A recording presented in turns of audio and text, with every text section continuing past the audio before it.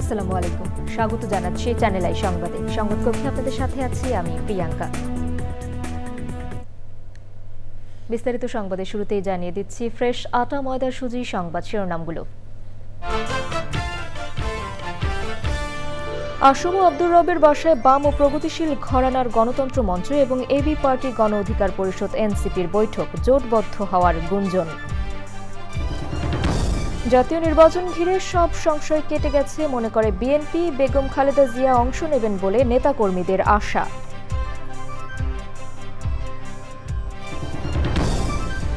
গাজায় যুদ্ধবিরতির প্রথম ধাপ বাস্তবায়নের চুক্তি ইসরায়েলি মন্ত্রিসভায় অনুমোদন, যুক্তরাষ্ট্রের কাছ থেকে স্থায়ী শান্তির প্রতিশ্রুতি পাওয়ার কথা বলছে হামাস।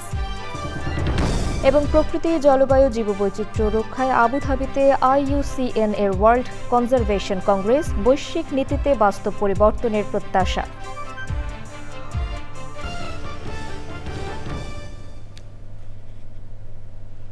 সংবাদ শিরোনামগুলো জানাচ্ছিলাম। এখনকার সংবাদ আয়োজন একই সঙ্গে চ্যানেল আইয়ের ইউটিউব চ্যানেলে এবং চ্যানেল আইয়ের OTT প্ল্যাটফর্ম আই স্ক্রিনে লাইভ স্ট্রিম হচ্ছে। যাচ্ছে বিস্তারিত সংবাদে। জাতীয় সমাজতান্ত্রিক দল JSDর প্রেসিডেন্ট আসম আব্দুর রবের উত্তরার বাসায় বৃহস্পতিবার রাতে বৈঠক করেছে বাম ও প্রগতিশীল ঘরানার 6টি রাজনৈতিক দলের সমন্বয়ে গঠিত জোট, গণতন্ত্র মঞ্চ এবং এবি পার্টি গণ অধিকার পরিষদ ও এনসিপি। যদিও বৈঠকে উপস্থিত সবাই জানান অসুস্থ JSD প্রেসিডেন্টকে দেখতেই তারা সেখানে যান। যাযাবর মিন্টুর রিপোর্ট। বৃহস্পতিবার রাতে JSD প্রেসিডেন্ট আসম আব্দুর রবের উত্তরার 3 নম্বর সেক্টরের বাসায় 9 দলের বৈঠকে সংবাদ পেয়ে হাজির চ্যানেল আই নিউজ টিম। রাত 8টা থেকে সেখানে আসতে শুরু করেন 9 দলের নেতারা। রাত 10টায় শুরু হয় বৈঠক শেষে চ্যানেল আইকে তারা জানান দেশের বর্তমান পরিস্থিতি, জুলাই সনদ, নির্বাচন সহ নানা বিষয়ে মতবিনিময় হয়েছে। জনাব আসম আব্দুর রব, তার শরীরের অবস্থা ভালো না, তো আমরা মূলত আসলে তাকে দেখতে এসেছি এবং সেইখানে আমরা একই সাথে কথাবার্তা বলে কিছু আলাপ আলোচনাও করেছি। এর মধ্যে গণতন্ত্র মঞ্চের সাথে এনসিপি, এবি পার্টি এবং গণ অধিকার পরিষদের নেতৃবৃন্দ এসেছিলেন। সব কিছু কম বেশি আলোচনা হয়েছে, কোনো পার্টিকুলার এজেন্ডা নিয়ে না। এই পরিস্থিতিতে আমাদের কি করা দরকার, এরপরে কি কি ঘটতে পারে এবং সেই পরিপ্রেক্ষিতে আমাদের কোনো কমননেস ডেভেলপ করতে পারি কিনা আমরা। সম্প্রীতির বৈঠক, সেখানে বেশ কিছু আলোচনা হয়েছে, রাজনৈতিক পরিস্থিতি, জুলাই সনদ, আমাদের ভবিষ্যৎ রাজনীতি। এখানে কোনো কনক্লুসিভ কিছু হয় নাই। এবং দেশের সামগ্রিক পরিস্থিতি, আগামী নির্বাচনটা একটু আলোচনার মধ্যে এসছে, দেশের প্রবণতা কোন দিকে এবং মানুষের গণঅভ্যুত্থানের মধ্য দিয়ে বিপুল যে প্রত্যাশাটা জেগে উঠেছে, কিভাবে রাজনৈতিক দলগুলো এটাকে ধারণ করতে পারে। যেহেতু ঐক্যমত কমিশনের বৈঠক শেষ হয়েছে, এখন নিজেদের মধ্যে কিভাবে আসলে আলাপ আলোচনার মাধ্যমে সামনের পথ পাড়ি দেওয়া যায় সেটি নিয়ে মূলত আলোচনা করা, এবং একসাথে আলোচনা করলে তো নির্বাচন এবং কিভাবে একসাথে কাজ করা যায় সেই বিষয়গুলো নিয়ে আলোচনা অবশ্যই হয়। গণতন্ত্র মঞ্চ বৃহস্পতিবার সংবাদ সম্মেলনের মাধ্যমে একসঙ্গে নির্বাচন করার ঘোষণা দিয়েছে। একই সঙ্গে মঞ্চের আকার বৃদ্ধি পেতে পারে বলেও জানায়। 9 দলের এই বৈঠক তারই ধারাবাহিকতা কিনা সেটাই জানার অপেক্ষা। যাযাবর মিন্টু, চ্যানেল আই, ঢাকা। ত্রয়োদশ জাতীয় সংসদ নির্বাচন নিয়ে সব সংশয় কেটে গেছে বলে মনে করেন বিএনপি নেতারা। ইতিমধ্যেই নির্বাচন ঘিরে প্রস্তুতিও শুরু করেছে দলটি। বিএনপি চেয়ারপারসন বেগম খালেদা জিয়া আগামী নির্বাচনে অংশ নেবেন বলে আশা তাদের। ইতিমধ্যে তার পক্ষে ফেনী ও বগুড়ায় নির্বাচনী প্রচারণা শুরু করেছেন নেতাকর্মীরা। দলের স্থায়ী কমিটির সদস্য ডক্টর এজএম জাহিদ হোসেন জানিয়েছেন, শারীরিক অবস্থা স্থিতিশীল থাকলে আগামী নির্বাচনে প্রত্যক্ষ ও পরোক্ষভাবে ঐতিহাসিক ভূমিকায় দেখা যাবে বেগম খালেদা জিয়াকে। আক্তার হোসেনের রিপোর্ট। সবকিছু ঠিক থাকলে আগামী ফেব্রুয়ারিতেই অনুষ্ঠিত হচ্ছে ত্রয়োদশ জাতীয় সংসদ নির্বাচন। ওই নির্বাচনে 1.5 দশক গণতন্ত্র ও ভোটাধিকারের জন্য লড়াই করা বিএনপির নেতৃত্ব কে দেবেন তা নিয়ে জল্পনা রয়েছে সব মহলে। তবে বিএনপি নেতারা বলছেন, এখন প্রবাস থেকে ভারপ্রাপ্ত চেয়ারম্যান তারেক রহমান সাংগঠনিক নেতৃত্ব দিলেও পরোক্ষভাবে দিক নির্দেশনা দিচ্ছেন বেগম খালেদা জিয়া। আগামী নির্বাচনেও প্রত্যক্ষ এবং পরোক্ষভাবে ভূমিকা রাখবেন বেগম খালেদা জিয়া। ইতিমধ্যেই ফেনী ও বগুড়ায় বেগম খালেদা জিয়ার পক্ষে গণসংযোগ সহ নির্বাচনী সব ধরনের প্রস্তুতি নিয়ে রেখেছেন নেতাকর্মীরা। আমরা সবসময় চাই আমাদের নেত্রী নির্বাচন করবে। ম্যাডাম নির্বাচন করার জন্য যা যা করা প্রয়োজন সেই মাঠটা কিন্তু আমরা প্রস্তুতি করে রেখেছি। মানুষ বেগম খালেদা জিয়াকে ভোট দেওয়ার জন্য, ধানের শীষে ভোট দেওয়ার জন্য, বিএনপির প্রার্থীকে ভোট দেওয়ার জন্য মানুষ আনন্দের সাথে অপেক্ষা করছে। দলের স্থায়ী কমিটির সদস্য ও বেগম খালেদা জিয়ার ব্যক্তিগত চিকিৎসক ডাক্তার AZM জাহিদ হোসেন জানিয়েছেন, শারীরিক অবস্থা স্থিতিশীল থাকলে আগামী নির্বাচনেও ঐতিহাসিক ভূমিকা রাখবেন বেগম খালেদা জিয়া। ভূমিকা এখনো যে রাখছেন না তা কিন্তু নয়, ভূমিকা রাখার বিভিন্ন পদ্ধতি আছে, উপায় আছে। এটা ওই সময়ের ওনার শারীরিক অবস্থায় নির্ধারণ করে দিবে যে উনি কতটুকু করতে পারবেন। আল্লাহ ওনাকে সুস্থতা দিক, উনি সরাসরি এবং পরোক্ষভাবে জাতীয় নির্বাচনে ওনার যে ঐতিহাসিক ভূমিকা অতীতে পালন করেছেন, আগামী দিনেও ইনশাল্লাহ ওনার যে যোগ্য উত্তরসূরি জনাব তারেক রহমানের পাশে থেকে সেই ভূমিকা উনি পালন করবেন। এ পর্যন্ত 23টি আসনে নির্বাচনে অংশ নিয়েছেন বেগম খালেদা জিয়া। সেখানে কখনোই পরাজিত হননি তিনি। আগামীতেও বেগম জিয়ার অংশগ্রহণ নেতাকর্মীদের মধ্যে নতুন প্রাণ সঞ্চার হবে এবং জনগণের মধ্যেও জাগরণ ঘটবে বলে মনে করে বিএনপি। Akhtar Hossain, channel I, Dhaka. দেশের বেসরকারি বিশ্ববিদ্যালয়ের বড় একটি অংশের শীর্ষ 3টি পদ উপাচার্য, উপ-উপাচার্য এবং কোষাধ্যক্ষ নেই।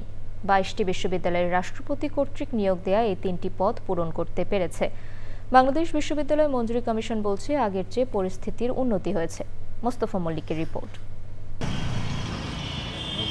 এবছর প্রকাশিত হয় 2023 সালের বিশ্ববিদ্যালয় মঞ্জুরি কমিশনের 50তম বার্ষিক প্রতিবেদন। প্রতিবেদনে বলা হয়েছে, 2023 সালে অনুমোদিত 110টি বিশ্ববিদ্যালয়ের মধ্যে একাডেমিক কার্যক্রম শুরু করতে পারেনি 7টি, আর প্রতিবেদনে সংযুক্ত করা হয়নি আরও 4টি বিশ্ববিদ্যালয়ের তথ্য।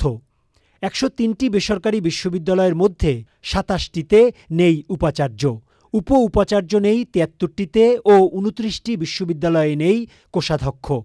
আইন বলছে এই পদগুলোতে নিয়োগ দেবেন রাষ্ট্রপতি, কিন্তু গুরুত্বপূর্ণ এই পদগুলোতে কেউ না থাকায় ব্যাহত হচ্ছে শিক্ষা কার্যক্রম। বিশ্ববিদ্যালয় মঞ্জুরি কমিশন জানিয়েছে, আগের চেয়ে পরিস্থিতি ভালো হলেও সমস্যাও অনেক।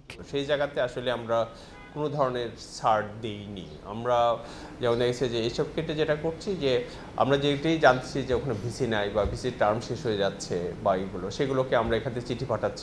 রেজিস্ট্রারের কিছু আছে এখনও অ্যাডহক অথবা দেখছে একজন চলতে দায়িত্ব দিয়ে রেখেছে, সেগুলোও আমরা যখন আমাদের কানে আসতেছে তো আমরা খুব দ্রুত গতিতে প্রম্পটলি ব্যবস্থা নিচ্ছি। ঢাকা বিশ্ববিদ্যালয়ের উদ্ভিদ বিজ্ঞান বিভাগের এই শিক্ষক বলেছেন, গুরুত্বপূর্ণ পদে যদি কেউ না থাকেন তাহলে শিক্ষা কার্যক্রম ঠিকঠাক এগুতে পারে না। গভর্নমেন্টের যে অনুযায়ী, ডিমান্ড অনুযায়ী, রিকোয়ারমেন্ট অনুযায়ী তো আপনি সেগুলো থেকে তো আপনি ধরেন অ্যাপ্লাই করছেন, আপনি অনুমতি পেয়েছেন, আপনি ফাইনালি যদি সেগুলো না রাখেন তাহলে তো চলার কথা না। আপনি যদি বিশ্ববিদ্যালয় বলেন, সেগুলো তো এগুলো মাস্ট। 2022 সালে গুরুত্বপূর্ণ এই 3টি পদই পূরণ করেছিল 13টি বিশ্ববিদ্যালয়। প্রতিবেদন বলছে, 2023 সালে দেশে বেসরকারি বিশ্ববিদ্যালয়গুলোতে বিদেশি শিক্ষার্থী ছিল 826 জন। Mostafa Mallik, channel I, Dhaka.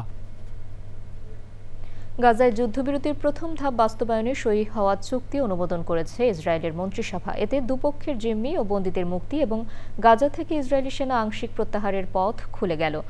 Hamas বলছে, যুক্তরাষ্ট্র তাদের নিশ্চয়তা দিয়েছে যে গাজায় স্থায়ীভাবে যুদ্ধের অবসান ঘটছে। যুদ্ধবিরতি চুক্তি সইয়ের আনুষ্ঠানিকতায় যোগ দিতে রোববার মিশর যাচ্ছেন মার্কিন প্রেসিডেন্ট ডোনাল্ড ট্রাম্প। তবে যুদ্ধবিরতি নিয়ে এত আলোচনার মাঝেও গাজায় ইসরায়েলি হামলায় আরও কমপক্ষে 29 জন নিহত হয়েছে। নাফিস ইফতেখারের রিপোর্ট। 68,000-এর বেশি মৃত্যু, 1,70,000-এর বেশি আহত, আর ধ্বংসস্তূপের নিচে হাজারো মানুষ। এমন মর্মান্তিক পরিসংখ্যানকে সঙ্গী করে যুদ্ধবিরতিতে যাচ্ছে ইসরায়েল ও হামাস। বৃহস্পতিবার যুদ্ধবিরতির প্রথম ধাপ বাস্তবায়নে সম্মত হয় ইসরায়েল ও হামাস। আসে মার্কিন প্রেসিডেন্ট ডোনাল্ড ট্রাম্পের ঘোষণা। ট্রাম্প ও নেতানিয়াহুর মধ্যে হয় ফোন আলাপ। ইসরায়েলি মন্ত্রিসভার অনুমোদনের 24 ঘন্টার মধ্যে যুদ্ধবিরতি পুরোপুরি কার্যকরের কথা রয়েছে। যুদ্ধবিরতির প্রথম ধাপে ইসরায়েলি সেনারা পিছু হটে এমন একটি অবস্থানে আসবে যেখানে তারা গাজার 53% অঞ্চল নিয়ন্ত্রণ করবে। এরপর হামাস ২০ জন জিম্মি এবং জিম্মি অবস্থায় মৃত্যু হওয়া ২৮ জনের মরদেহ হস্তান্তর করবে। তারপর ইসরায়েল যাবজ্জীবন সাজাপ্রাপ্ত প্রায় ২৫০ ফিলিস্তিনি বন্দী এবং আটক আরও প্রায় ১৭০০ ফিলিস্তিনিকে মুক্তি দেবে। গাজায় প্রবেশ করবে ত্রাণ সহায়তা বহনকারী ট্রাক। মার্কিন প্রেসিডেন্ট ডোনাল্ড ট্রাম্প জানান, সোম বা মঙ্গলবার গাজায় জিম্মি থাকা ইসরায়েলিরা মুক্তি পেতে পারেন। হামাসের আলোচক দলের প্রধান খলিল আল হায়া জানিয়েছেন, যুক্তরাষ্ট্রের কাছ থেকে স্থায়ীভাবে যুদ্ধবন্ধের প্রতিশ্রুতি পেয়েছেন তারা। যুদ্ধবিরতি প্রক্রিয়ায় সহায়তা করতে ইসরায়েলে ২০০ সেনা মোতায়েন করছে যুক্তরাষ্ট্র, তবে তারা গাজায় প্রবেশ করবে না।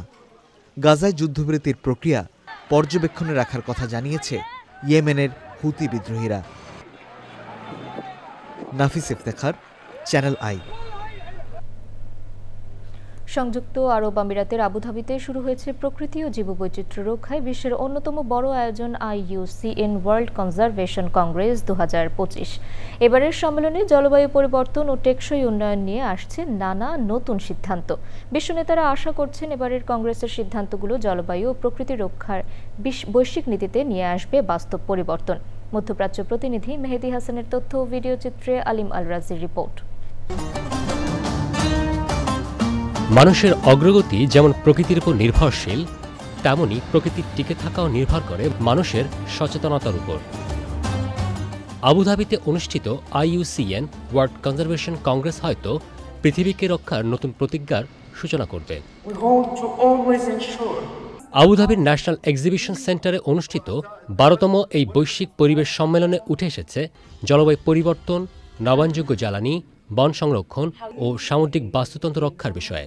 As we look to the future, I see an IUCN that is more agile, that is more inclusive, that is more connected, and one that continues to bridge global policy with local action. A union that measures its success not only by the policies that it shapes, but the ecosystems it restores, the partnerships that it forges, and the people it empowers.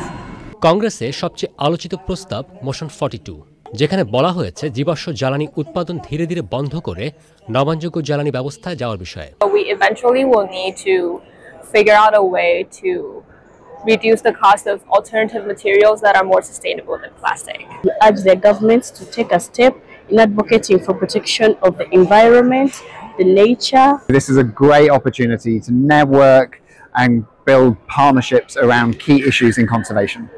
এবারই নতুনভাবে চালু হয়েছে rewilding guidelines, যার মাধ্যমে বিপন্ন প্রজাতিকে তাদের স্বাভাবিক আবাসস্থলে ফিরিয়ে দেওয়ার কর্মসূচি নেওয়া হবে। IUCN ওয়ার্ল্ড কনজারভেশন সম্মেলনটি শুরু হয়েছে।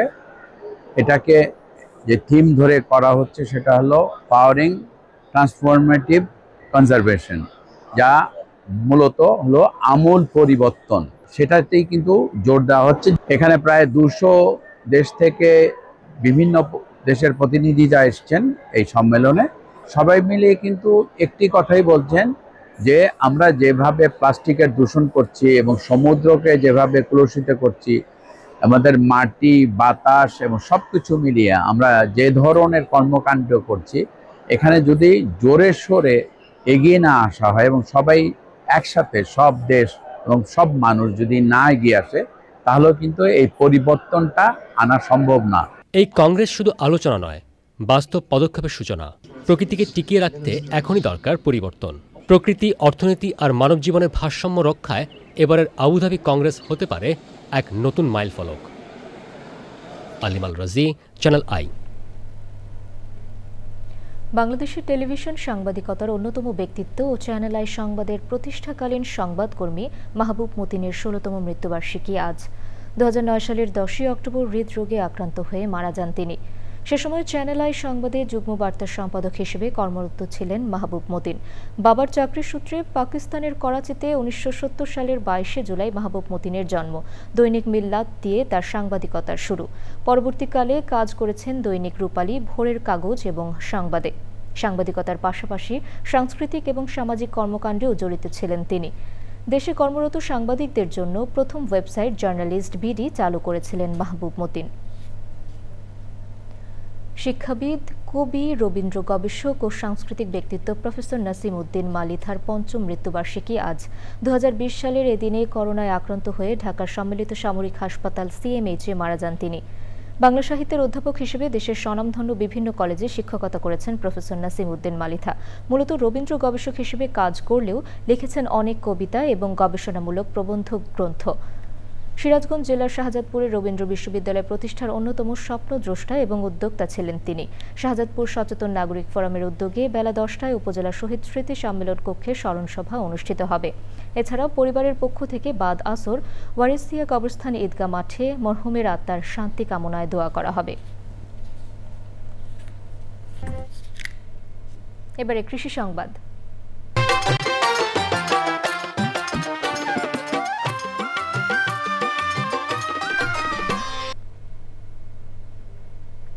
নেত্রকোনার কেন্দুয়ায় বাণিজ্যিকভাবে চাষ হচ্ছে গ্রীষ্মকালীন তরমুজ। আধুনিক মালচিং ও বাঁচা পদ্ধতিতে সুগার কুইন হলুদ ও সবুজ জাতের তরমুজের আবাদ করে ভালো ফলন ও বাজার মূল্য ভালো হওয়ায় আগ্রহ বাড়ছে চাষিদের। সব ধরনের পরামর্শ দিচ্ছে কৃষি বিভাগ। নেত্রকোনা প্রতিনিধি জাহিদ হাসানের পাঠানো তথ্য ভিডিও চিত্রে রাজীব আহমেদের রিপোর্ট। কেন্দুয়া উপজেলার পাতারিয়া গ্রামের প্রান্তিক চাষিরা ধান চাষের পাশাপাশি সুগার কুইন ও হলুদ জাতের তরমুজ আবাদ করছেন। লাভজনক হওয়ায় কৃষি বিভাগের সহযোগিতায় এ ফলনের আবাদ করছেন কৃষক। প্রথম বছরে আমি যে ৫% জায়গার মধ্যে ১৫-১০-১৫ হাজার টাকা খরচ হয়েছে, আমি ৫০-৬০ হাজার টাকা বিক্রি করছি। ফলন বিরাট ফলন হয়েছে, আমরা বাপ দাদার জীবন ফলন আমরা দেখছি না।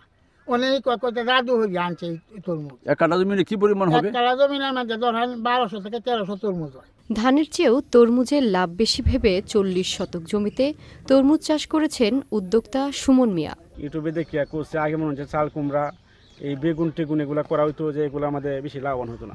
মানে 4 কাঠা খেতে আমাদের ২০,০০০ টাকা বিক্রি করা হইতো, আর এখন 4 কাঠা খেতে আমাদের ৩-৪ লক্ষ টাকা বিক্রি হয়। অসময়ের তরমুজ আমি এইমাত্র এখন দেখলাম, দেখে উদ্বুদ্ধ হলাম। এই কৃষিকাজ দেখে আমিও আগামী বছর থেকে এগুলি করব। স্থানীয় কৃষি বিভাগের সহযোগিতায় মালচিং পদ্ধতিতে তরমুজ চাষ করে জুন মাস থেকে মাঠেই ২০০ থেকে ৪০০ টাকায় বিক্রি করছেন তরমুজ। এটি একটি অসময়ের তরমুজ। এই তরমুজটির মিষ্টতা অনেক ভালো, উৎপাদন অনেক ভালো এবং বর্তমানে বাজারে ভোক্তা পর্যায়ে এটার মূল্য ভালো থাকায় স্থানীয় যে কৃষকরা যারা এটা আবাদ করেছেন তারা বেশ লাভবান হচ্ছেন। নেত্রকোনা জেলা শহরে ব্যাপক সাড়া ফেলেছে কালচে ও হলুদ রঙের তরমুজ। ফলটি আগামীতে আরও ব্যাপক আকারে চাষ করার আশা করছে চাষিরা। ভূমি সারথী, চ্যানেল আই। এবার প্রকৃতি সংবাদ।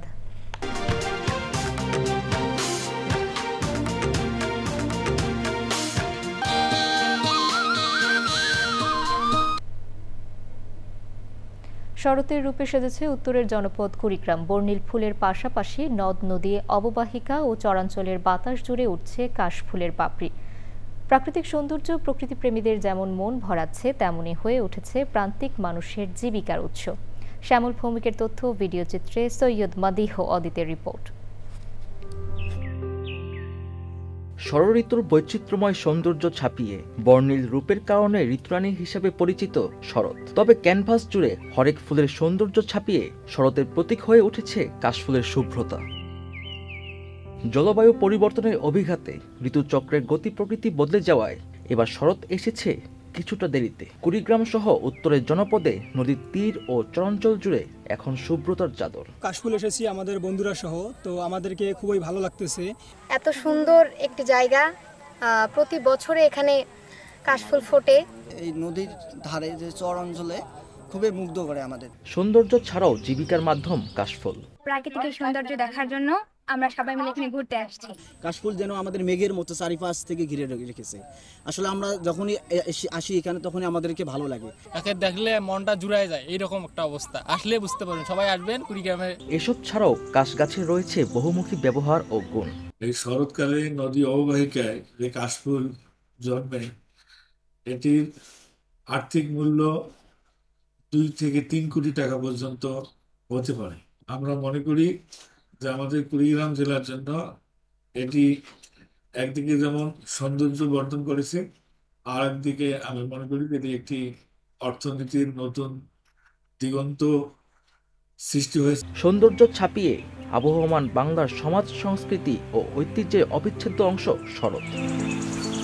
সৈয়দ মাদিহা অদিত, প্রকৃতি ও জীবন ডেস্ক, চ্যানেল আই। দর্শক, সবশেষে ফ্রেশ আটা, ময়দার সুজি সংবাদ শিরোনামগুলো জানিয়ে দিচ্ছি আরও একবার। আসম ও আব্দুর রবের বাসায় বাম ও প্রগতিশীল ঘরানার গণতন্ত্র মঞ্চ এবং এবি পার্টি গণ অধিকার পরিষদ এনসিপির বৈঠক, জোটবদ্ধ হওয়ার গুঞ্জন। জাতীয় নির্বাচন ঘিরে সব সংশয় কেটে গেছে মনে করে বিএনপি, বেগম খালেদা জিয়া অংশ নেবেন বলে নেতা কর্মীদের আশা।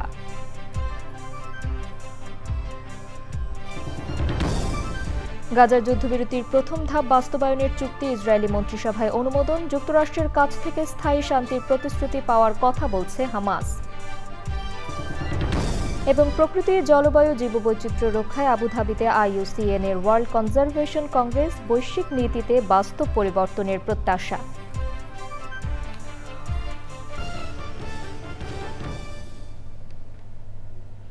চ্যানেল আইয়ের সর্বশেষ সংবাদ জানতে ভিজিট করুন channelionline.com এ। যুক্ত থাকুন আমাদের সোশ্যাল মিডিয়া প্ল্যাটফর্মগুলোর সাথে। দর্শক, এখনকার সংবাদ আয়োজন এ পর্যন্তই। এতক্ষণ সাথে থাকার জন্য ধন্যবাদ সবাইকে।